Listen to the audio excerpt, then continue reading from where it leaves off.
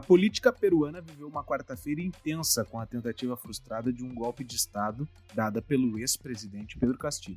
Castillo foi deposto pelo Congresso após 3 processos de impeachment e acabou preso pelas forças policiais do país. Potência econômica nos últimos anos, a estabilidade nunca foi algo comum no Peru. São 5 presidentes que deixaram seus cargos antes de concluir o mandato, desde 2001 para cá. Mas afinal, por que a crise política no Peru com Pedro Castillo chegou a este ponto? O Direto ao Ponto de hoje conversa com o colunista do Correio do Povo, Jurandir Soares, que nos explica quem é Castillo, as razões da conturbada crise e quais serão os passos da vice Dina Boluarte, que assume o país sul-americano.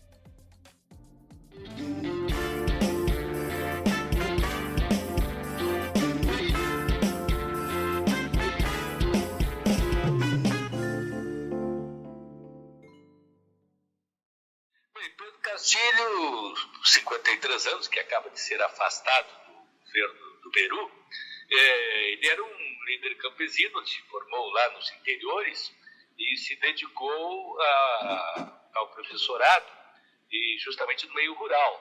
E com isso ele foi crescendo, ele fez um mestrado em psicologia educacional. Resultou que na eleição estavam concorrendo em segundo turno o Pedro Castillo, que havia se tornado conhecido pelos seus movimentos grevistas como líder educacional, e a Keiko Fujimori, que é filha Alejandro Fujimori, que foi presidente do Peru, que foi ditador do Peru durante 10 anos. Diante de não ter uma opção melhor, os peruanos acabaram votando Castillo, um líder esquerdista conhecido, fez parte do Partido Peru Livre, que é o Partido Comunista do Peru, e acabou sendo eleito. Mas uma pessoa sem preparo político, sem experiência política, não foi nem vereador em alguma cidade do interior do Peru, e assumiu o governo. E não levando em conta a lição dos seus antecessores, que foram detonados por estarem envolvidos em corrupção. O Pedro Castillo é acusado de ser um membro do Movadef, que é um braço político do movimento guerrilheiro, dos movimentos de narcotráfico, porque assim como na Colômbia, também tem os movimentos de guerrilha e aliam a guerrilha ao narcotráfico. E o Castillo era acusado de estar ligado a essas organizações, acusado de estar protegendo uma organização que estaria entrincheirada no governo para fazer licitações e concessões, e com isso ele estaria facilitando a corrupção para parceiros, onde inclusive estariam familiares seus, além de funcionários ligados a ele, estariam trabalhando no governo, e por aí afora. Aí o que resultou é que gradativamente ele passou a ser acusado por esses episódios de corrupção e envolvido em processos. 4 processos, aliás, 5 processos foram movidos contra ele. Veja bem, 4 por corrupção e 1 foi por plágio na tese de mestrado que ele fez.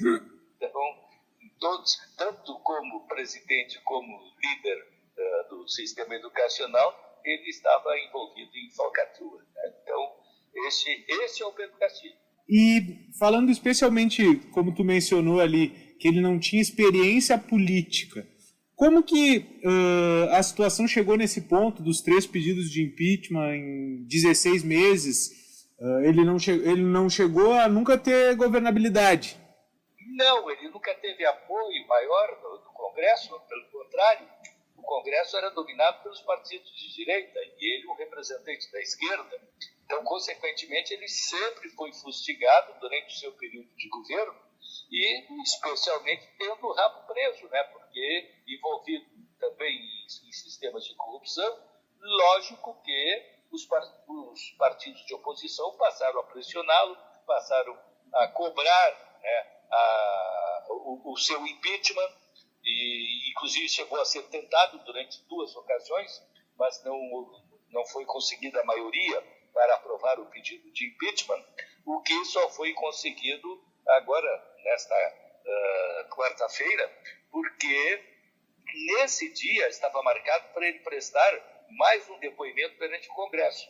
Estava marcado para esta quarta-feira, do dia 7, o depoimento dele para explicar essas questões aí relacionadas a todos esses episódios que eu mencionei anteriormente, né? Ser membro do Movadez, ter uma organização entrincheirada do governo e por aí afora. E então ele, percebendo que ele ia ser inquirido, não ia ter como se explicar e seguramente que iria ser cassado, ele se antecipou e deu aquele golpe, né? Destituindo o Congresso, estabelecendo o estado de emergência, destituindo o sistema judiciário e por aí afora.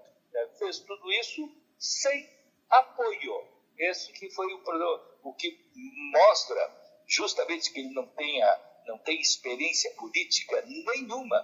Porque como ele vai dar um golpe, destituir o Congresso, sem ter o apoio do Judiciário, sem ter o apoio das Forças Armadas? Quer dizer, fundamental para dar um golpe dessa natureza é ter o apoio de um dos outros poderes, pelo menos. Né?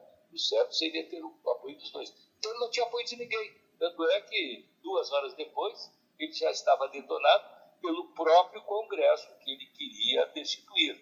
Dos 130 membros, 101 votaram pela sua cassação. E com isso acabaram detonando ele do poder.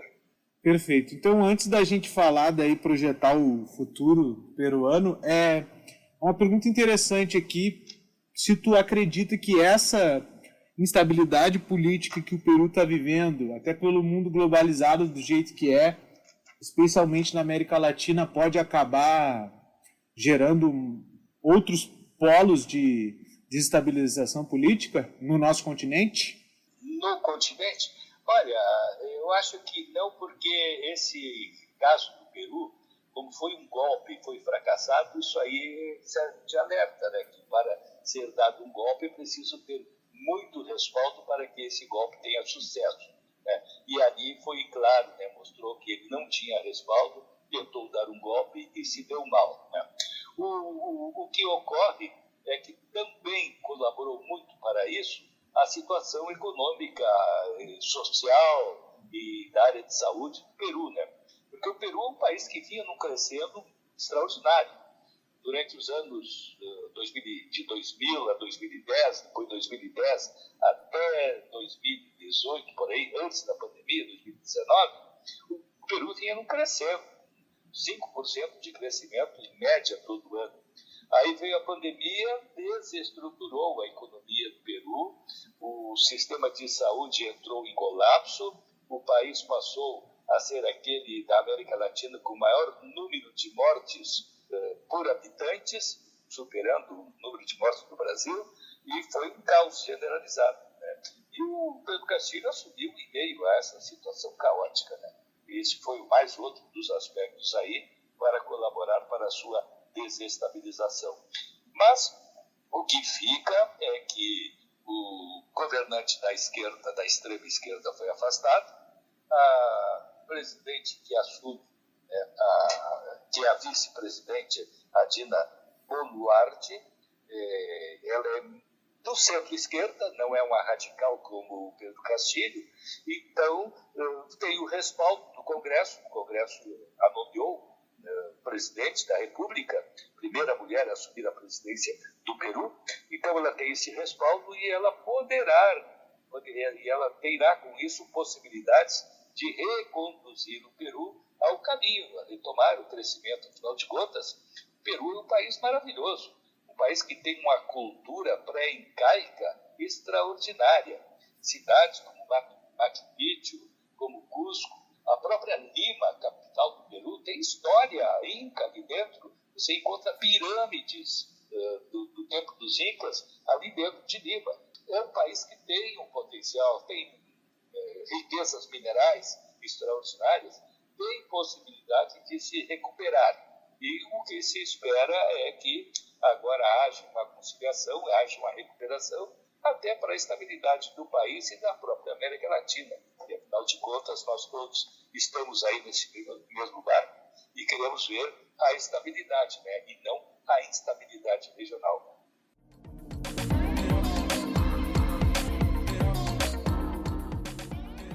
O Direto ao Ponto de hoje fica por aqui. A apresentação é de Vitor Figueiró e a edição de Aleph Alencar. Nos ouça em todas as plataformas digitais. Até a próxima.